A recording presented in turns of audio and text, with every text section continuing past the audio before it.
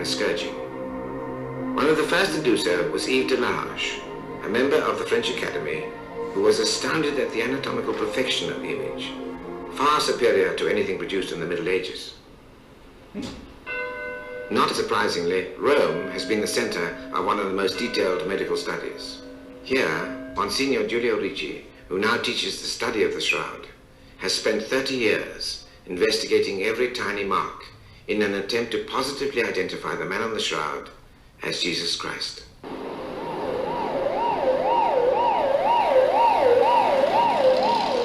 But the identification of a body is the specialist task of the forensic pathologist. And here, in Los Angeles, they have the grim distinction of possessing the busiest forensic medical department in the world. Dr. Buckland, please report to the floor. How are you? Incoming homicide.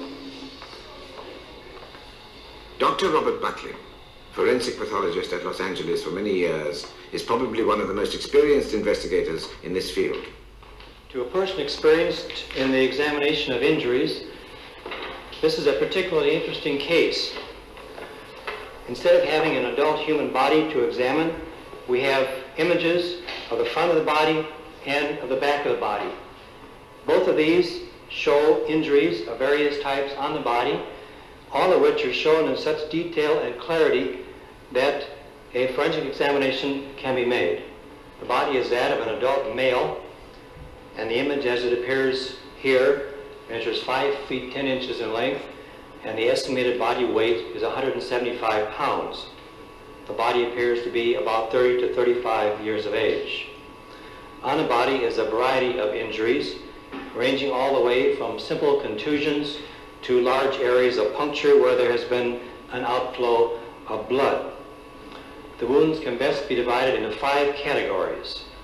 The first group concerns injuries which appear on the back. These range from the top of the shoulders down to the areas of the calf. They consist of double puncture type wounds which appear to go in a direction from lateral toward medial and downward. They have obviously been made by some implement with sharp edges, and the implement was applied to the skin in a flicking fashion in such a way as to pull out bits of skin. Ve ne faccio vedere un tipo, uno dei tanti di quelli documentati. I will show you one type, one of the many documented, on which you can see the ends weighted with tachuli, as the Romans called them. These were heavy balls made of metal or bone. As you can see, this whip is divided into 3 parts, which, when applied, naturally multiplies the number of strokes. If we apply this to the photos of the shroud, for example to this one showing the calves, and if we put these small metal balls of identical size over it, you have a graphic documentation of the marks left by one of the strokes of the whip, and one only. On the left calf, they are the same size and from the same direction. Therefore, these 2 strokes were given by the same scourger. You can now see something even more disturbing by studying the shroud. There are trickles of blood caused by the metal balls which were sharpened. They had spikes at the ends. Applied to the life-size photograph, the proportions and measurements are identical. Complete examination of the Holy Shroud gives us 2 scourges, because the directions converge, one from the right and one from the left, and the number of strokes is excessive, more than 120. Also present on the back image are 2 areas of abrasion located over the shoulder blades. These are caused by a heavy object resting across the back. Immaginate una trave che al tempo When talking of the cross of Jesus, imagine a beam that at the time of Pontius Pilate was put across the shoulders and tied on with a rope. Marks of this beam can be seen in the area of the left and upper right shoulder blades. These are contusions and lacerations from the scourging wounds, which spread under the weight of the beam. The second group of injuries are those which appear on the face and on the head. On the right cheek, over the malar area, is a swelling which has resulted in partial closing of the right eye.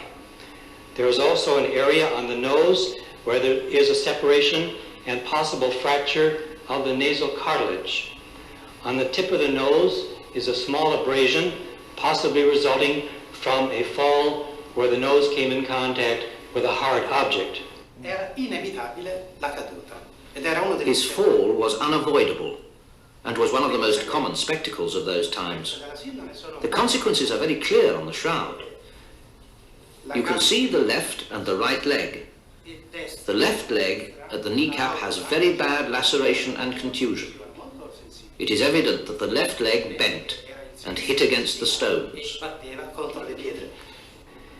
In the forehead and in the scalp is a series of blood stains, one of which has the configuration of a figure 3. These appear not only on the front part of the forehead, but also on the back part of the scalp and high at the vertex of the head. They were made by sharp pointed objects which have projected below the skin and produced bleeding. Their configuration is such that the implement was like a cap which rested on the head. Contrariamente a quanto l'arte ha figurato. This wound, corresponding to a crown of thorns, probably more than any other, identifies the man as Jesus Christ. The Gospels state clearly that the soldiers invented this torture for him alone. It was certainly not normal Roman procedure. A forger would have included such wounds, but would have shown them, as all artists did, as a circlet. Instead, the whole head is covered, suggesting a rough clump of thorns. Almost certainly what actually happened. Yet one more graphic detail indicating the shroud's authenticity. The third group of injuries involve the area of the wrist and the forearms.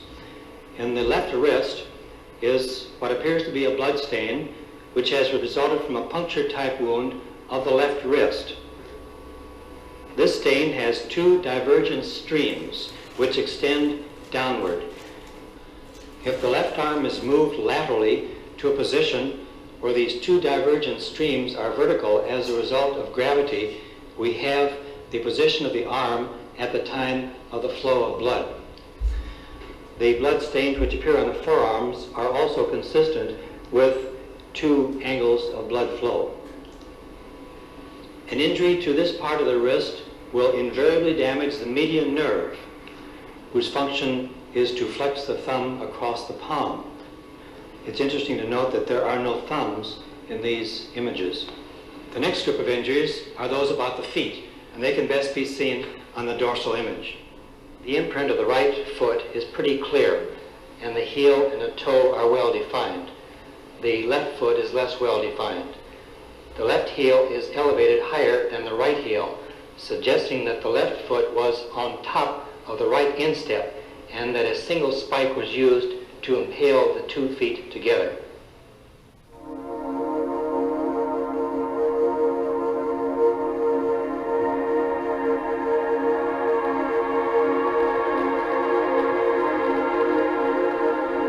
Crucifixion took many different forms, each carefully designed to provide a slow, lingering death.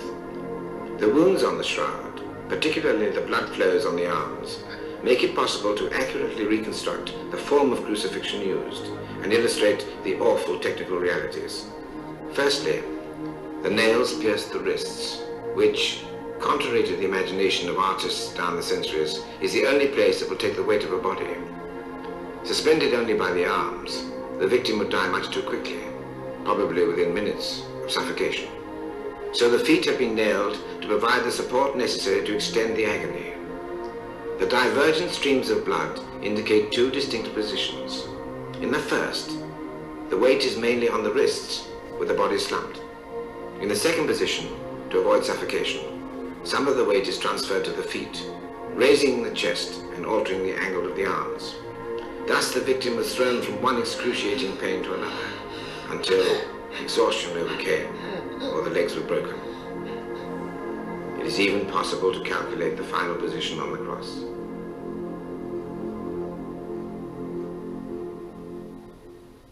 The last of the injuries is an apparent wound to the side. Here, in addition to a large outflow of blood from the heart, there is also evidence of another thin, watery type substance, which is best seen on the dorsal image, where blood has flowed across the lower part of the back and is separated from the heavier blood components.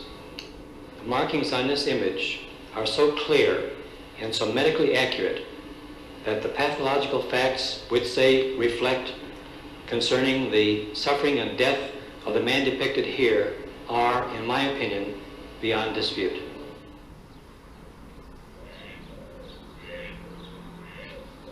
So your medieval forger is a good one.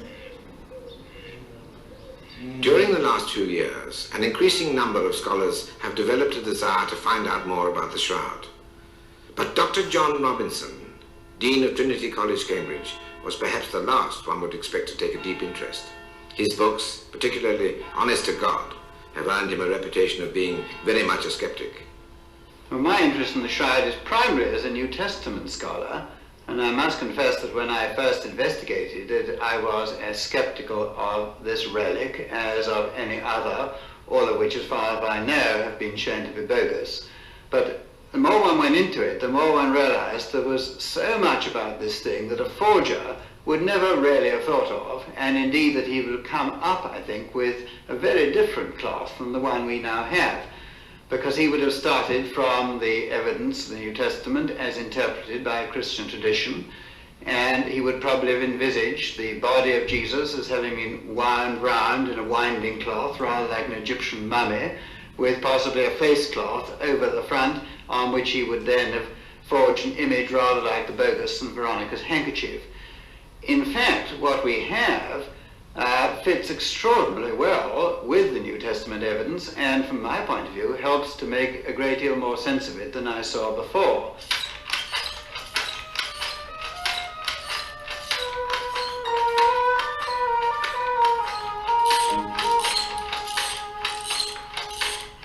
In 1973, the weave of the shroud was microscopically examined by a Turin scientific commission, and although no accurate placing could be obtained, it was found to be quite compatible with material woven on looms in the Middle East at the time of Christ.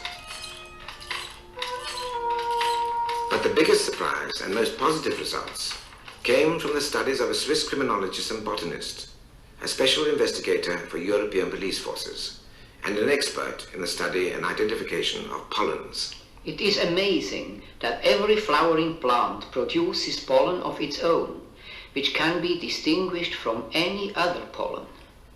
I often employed the study of the microscopical dust in the garments of a suspect, on weapons, tools, or any other piece of evidence in order to find out where these objects had come from, as pollen grains have a very resistant outer wall, the so-called exine, so that they remain unchanged for thousands of years. Dr. Fry was given an opportunity to study the shroud at first hand when, in 1973, he was asked to authenticate photographs of the cloth taken a few years earlier. I remarked between the threads some dust particles, some of them looking like pollen grains or spores. At higher magnification I was certain of it, and so I asked the competent authorities if it would be possible to take dust samples. I hoped by this examination to find out some details about the history of the shroud. Let me show you what I found.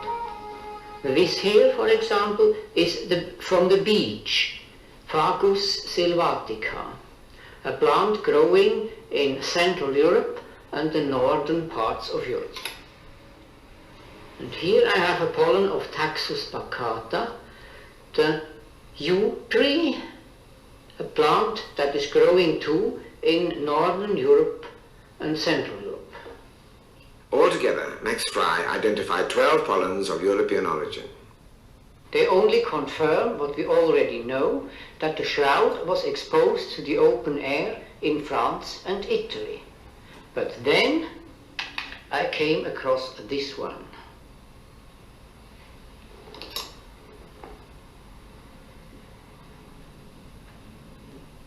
Linum mucronatum, and this one, Romeria hybrida, Glautium grandiflorum, Onosma giganteum,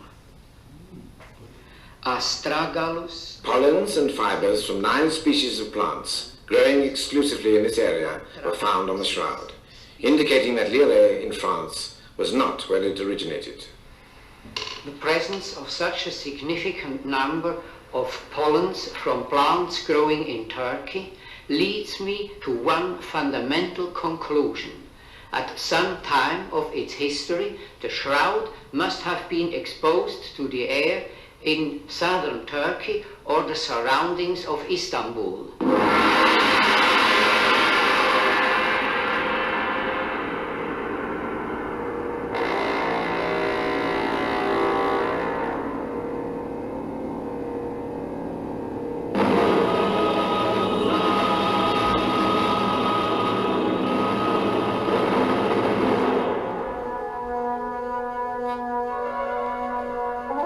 Not too dramatic,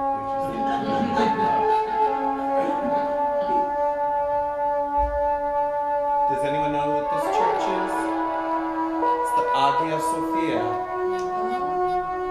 It's now a museum, but it was converted into a mosque after the sacking of Byzantium by the Turks. And, During the Dark Ages, when Rome had been overrun by barbarians, Constantinople remained unconquered, the capital of Eastern Christianity. Its emperors built up a priceless collection of Christian relics, and from here, in 1203, one French crusader had written that he had seen the Sidwan in which our Lord was wrapped. Was this Sidwan and the shroud one and the same? This was one of the questions that historian Ian Wilson set out to answer. I began to consider the simple fact that the likeness of Christ that has come down to us through the centuries was surprisingly similar to the image visible on the shroud. Of course, this could mean that the